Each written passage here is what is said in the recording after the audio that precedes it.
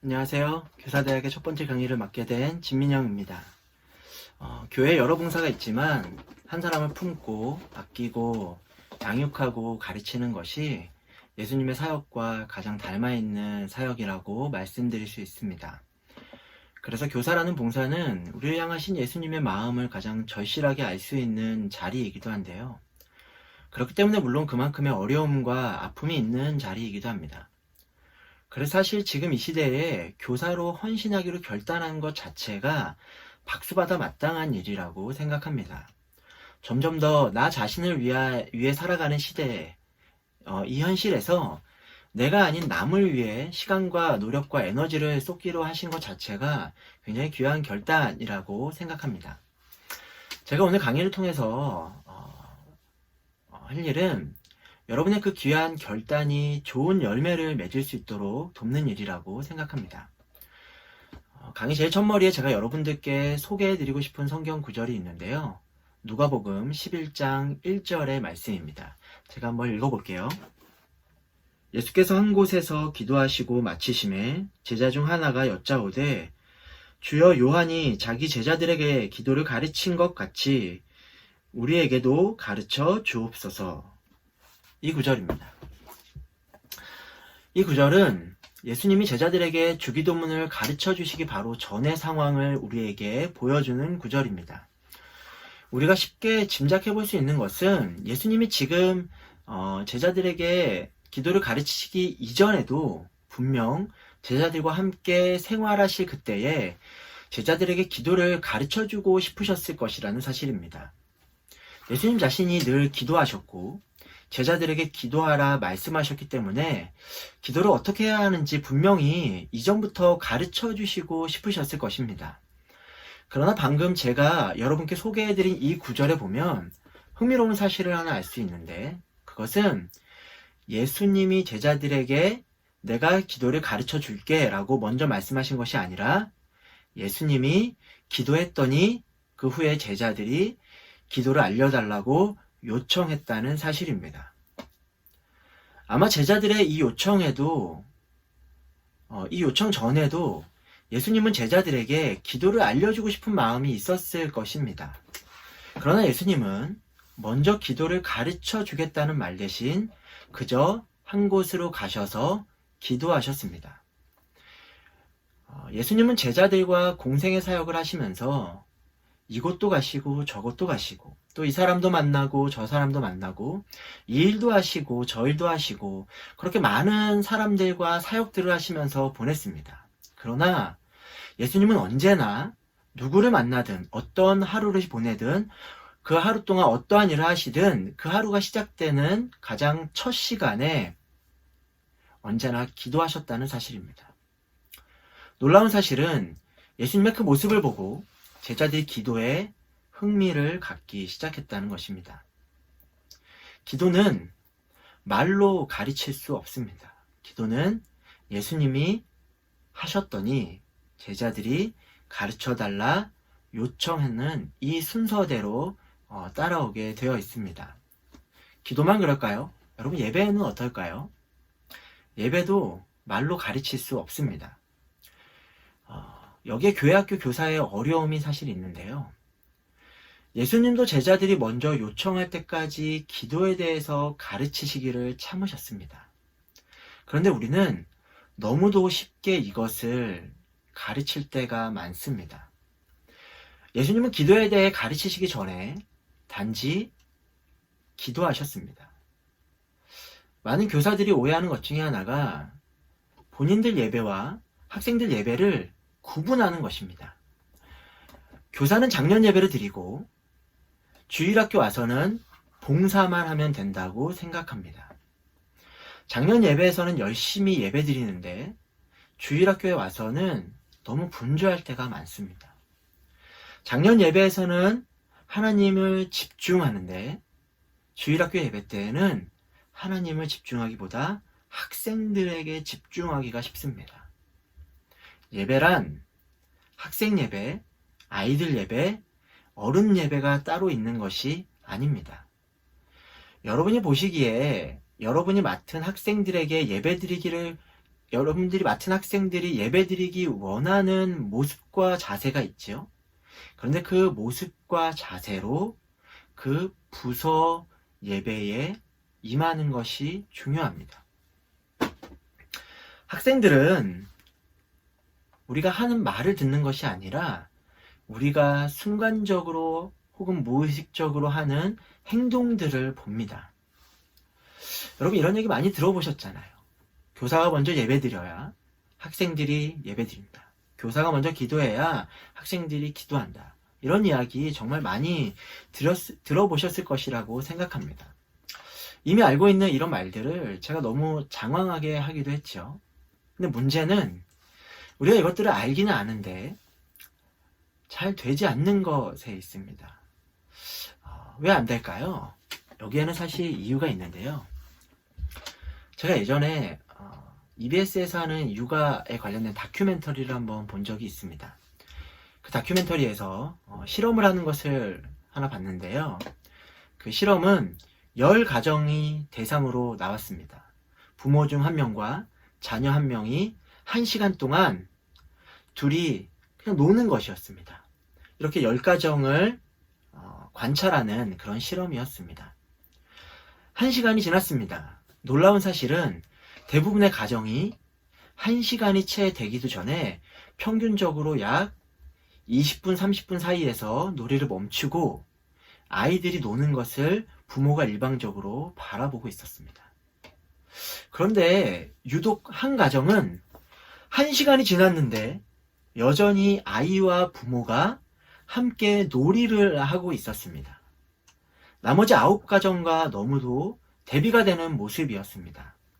왜 이런 차이가 났을까? 사람들이 궁금했습니다. 그래서 여러 이유를 찾기 시작하다가 제작진들은 각 가정의 부모와 인터뷰를 하게 되면서 그 이유를 발견하게 되었습니다. 아이와 채 1시간도 놀지 못한 그 9가정의 부모는 아이와 놀이를 하는 그 시간을 아이와 놀아준다라고 표현했습니다. 그런데 재미있는 사실은 1시간이 지나고서도 여전히 함께 놀이를 하고 있던 그 부모는 그 1시간을 아이와 놀아준다 이렇게 표현하지 않고요. 아이와 놀았다 이렇게 표현했습니다. 좀 재밌죠? 여러분 놀아주는 것은 채 1시간도 하지 못합니다. 열심히 놀아줄 수는 있어요. 그러나 놀아주는 것은 여러분 결코 오래 할 수가 없습니다. 간혹 주일날 이제 교회에서 못 배웠던 분들께 전화를 드릴 때가 종종 있습니다.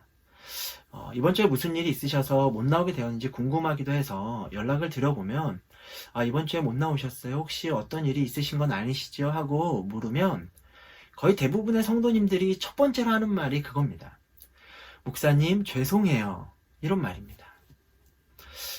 물론 이 말씀이 예를 차리기 위해서 하시는 말씀이겠지만 생각해보면 여러분 이 말이 참 이상합니다. 내가 예배를 드리지 않았는데 왜 목사에게 죄송하다고 하실까? 목회자를 위해서 예배 드리는 게 아니잖아요. 그런데 왜 목회자에게 미안해 하실까 하는 생각이 듭니다. 때론 이렇게 말씀하실 때도 있습니다. 요즘 예배와 기도에 소홀해서 하나님께 죄송해요. 여러분 예배와 기도는 하나님을 위해 드려주는 것이 아닙니다. 그런데 많은 분들이 무의식적으로 그렇게 생각하시는 것 같아요. 우리 조상들이 예전부터 제사를 지냈습니다. 조상님들이 죽어서도 외롭지 않게 조상님들을 위해 제사를 지냅니다. 이게 예의고 우리 민족의 효의 정신입니다. 이런 생각이 전통적으로 강하게 내려와서인지 우리는 예배와 기도도 하나님을 위해 한다고 생각합니다. 아이들을 위해 놀아주는 것처럼 하나님을 위해 혹은 목회자를 위해 예배를 드려주고 기도를 해준다고 무의식적으로 우리가 생각할 때가 많이 있습니다. 주일학교에서 예배를 잘 드리는 게 중요하다고 말씀드렸습니다. 선생님들 중에 주일학교에서 예배를 집중해서 잘 드리는 분들도 분명히 계실 것입니다. 그런데 문제는 예배에 집중해서 잘 드리는 게 학생들에게 본이 되기 위해 집중하시고 자세를 바르게 하신다는 것에 있습니다.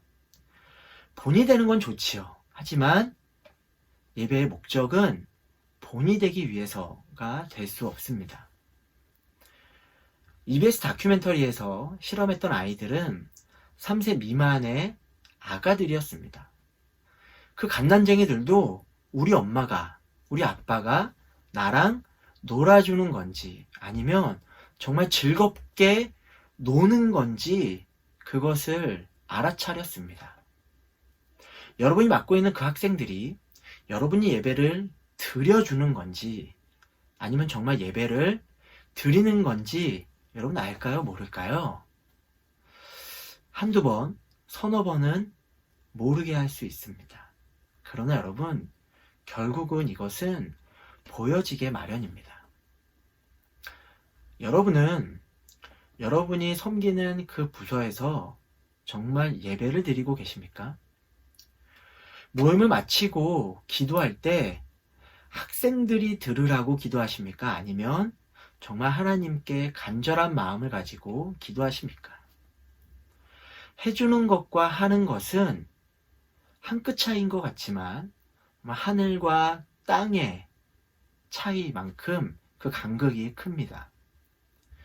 여러분들이 가장 먼저 기도해야 되는 것은 우리 주일학교 예배가 학생들에게 은혜가 되게 해주세요. 이 기도가 아니라 하나님 저에게 정말 은혜가 되게 해주세요 라고 하는 기도입니다.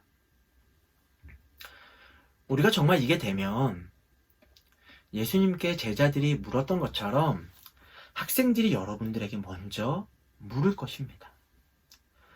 사실 가르침이라고 하는 것은 이후에나 가능하게 되는 것입니다. 굉장히 어렵지요. 어려운 일입니다.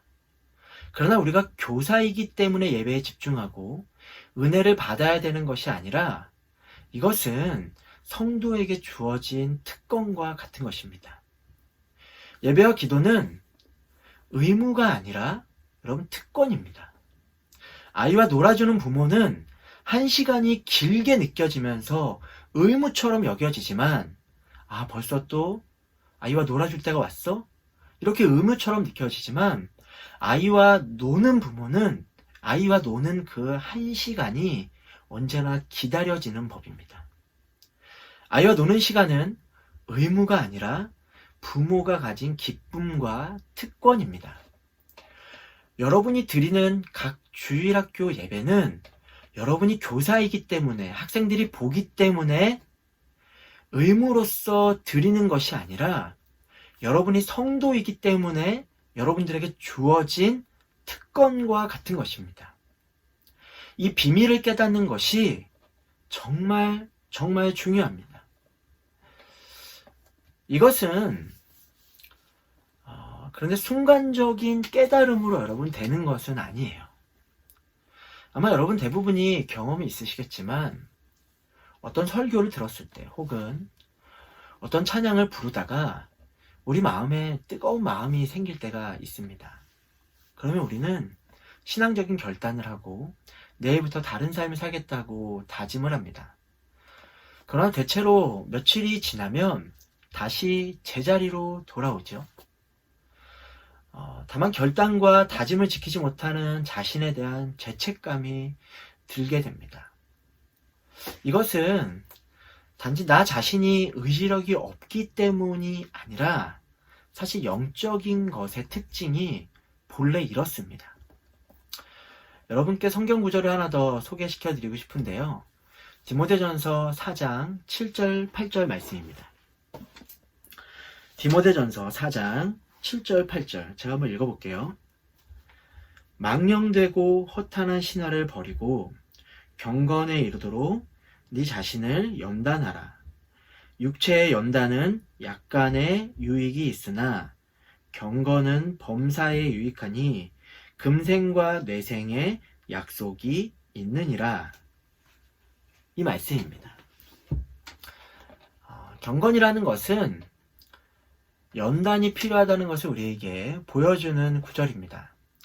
그런데 여기에서 연단하라 이렇게 번역된 헬라어 단어가 귐나조라는 단어인데요. 이 단어의 본래 뜻은 옷을 벗는다 그런 뜻이에요.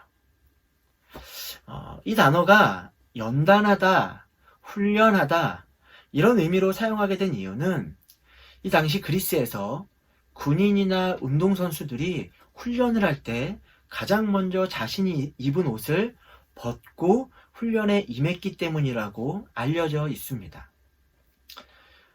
이것이 우리에게 주는 메시지가 있는데요. 첫째는 경건이라는 것은 순간의 깨달음을 통해서 되는 것이 아니라 무수한 반복을 통해서 가능해진다는 것입니다. 둘째는 이 경건이라는 것은 자신을 계속해서 치장하고 포장하는 반복에서 이룰 수 있는 것이 아니라 나를 감싸고 있는 치장과 포장을 벗어감으로써 가능해질 수 있다는 것입니다. 좀 생각해보면 성경에서 사람이 가장 하나님을 닮고 경건했을 때가 여러분 언제인지 아십니까? 왜냐면 선악과 이전이었습니다. 선악과 이전의 사람은 하나님 앞에서 가장 경건했고 하나님과 가장 친밀한 관계를 맺었었습니다. 그런데 따지고 보면 그때 사람은 하나님 앞에서 벌거벗고 있었고 사람 앞에서 벌거벗고 있었습니다. 하지만 벌거벗고 있는 그 모습이 부끄럽지 않고 있는 모습 그대로 받아들이는 것을 어려워하지 않았던 바로 그때가 성경에서 나오는 가장 사람이 경건하던 때입니다. 이 말은 우리가 옷을 입으면 안 된다 그런 의미가 아니라 하나님 앞에서 그리고 사람 앞에서 나를 가리고 포장하는 것들을 걷어낼 때에만 비로소 우리는 가장 하나님을 닮은 경건에 이를 수 있다는 의미입니다. 우리는 너무도 많은 사람들을 의식하고 너무도 많은 시선으로부터 자신을 포장하려고 합니다. 심지어 자기 자신을 속이는 게 사람이기도 합니다. 우리가 목회자로 교사들 혹은 학생들 앞에 섰을 때, 우리가 교사로 학생들 앞에 섰을 때 우리는 나도 모르게 우리가 가진 그 직분 때문에 자기 자신을 속이고 포장하려 할 때가 많이 있습니다. 예배하고 기도하는 것조차도 하나님 앞에서 어린아이처럼 하지 못하고 학생들의 본이 되려고 혹은 하나님을 위해 예배를 드려주는 것처럼 우리는 너무도 많은 포장지를 가지고 살아갑니다. 이러한 예배와 이러한 기도는 그것을 하면 할수록 경건에 이르게 되는 훈련을 하는 것이 아니라 그것을 하게 되면 될수록 경건과 멀어지게 되는 것입니다. 예수님은 우리 밖에 어딘가에 계시는 것이 아니라 우리 안에서 가장 내밀한 부분까지 아시는 분이시잖아요. 예수님은 저 밖에 어딘가에 계시는 분이 아니라 내 안에서 나의 가장 은밀한 부분까지 아시는 분이시잖아요. 경건에 이르는 연단을 한다는 것은 내 안에 계신 예수님 앞에서 나도 모르게 걸치게 된 포장지들을 하나씩 벗어가는 훈련을 하게 되는 것을 의미합니다.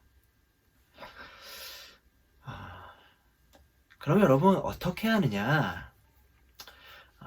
간단하게 여러분 두 가지만 말씀드리겠습니다. 첫 번째는 경건회이고 두 번째는 부서 예배입니다. 사실 예배에 수식어는 필요 없지만 혼란을 피하기 위해서 여러분 제가 부서 예배라고 표현했어요. 제가 알기로는 아마 모든 교회학교 부서에서 예배 전에 선생님들이 모여서 경건회를 하는 걸로 알고 있습니다. 혹시 안 하신다면 이제부터 하시면 되고요. 만약 현재 부서에서 경건회를 하고 계시다면 이것을 그냥 형식적으로 하는 것으로부터 벗어나시기 바랍니다. 그 시간은 우리가 학생들을 만나기 전에 예수님과 만나는 시간입니다. 그래서 그 경건의 시간은 내 안에 계신 예수님과 정말 진솔하게 교제하는 시간으로 삼으셔야 합니다. 경건의 시간은 여러분 교사로서 하는 의무가 아니고 교사에게 주어진 특권과 같은 것입니다. 우리가 여러분 그 시간에 예수님을 만나지 못한다면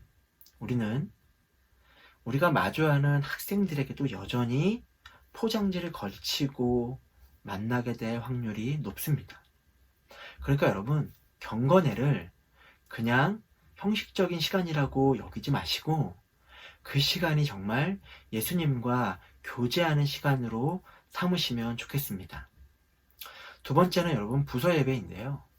사실 부서 예배라는 말보다 그냥 예배라고 표현하는 게 더 좋겠죠.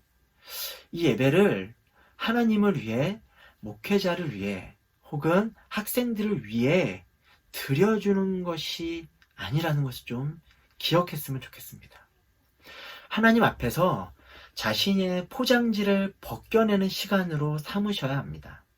학생들이 보니까 경건한 척하는 시간이 아니고 학생들의 본이 되기 위해서 정말 꿋꿋하게 참으며 앉아있는 것이 아니고 학생들을 위해 다른 것을 준비하느라 분주하게 보내는 시간이 아니고 그 예배가 정말 나에게 은혜가 되고 기쁨이 되기를 기도하고 기대하는 마음으로 함께 하시면 좋겠습니다.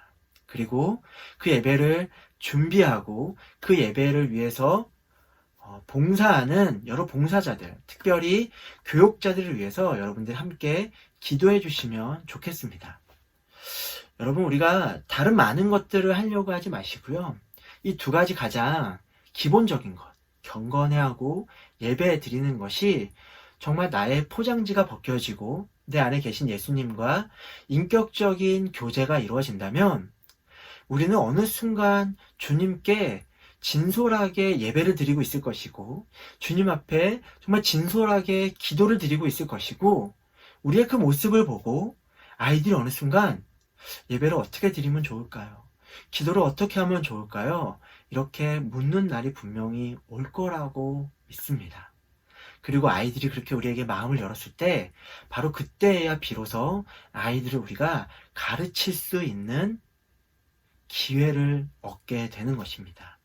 이것을 여러분 꼭 기억하셔서 올 한 해 하나님과 깊은 만남이 있는 교사의 자리 그리고 우리 아이들과 정말 깊은 포장지를 걷어내고 진솔하게 교제할 수 있는 그 귀한 자리를 회복하게 되시면 좋겠습니다. 마지막으로 여러분들께 숙제를 하나 드리겠는데요. 여러분들 아마 이 두 권의 책을 이미 받으셨다고 제가 들었습니다.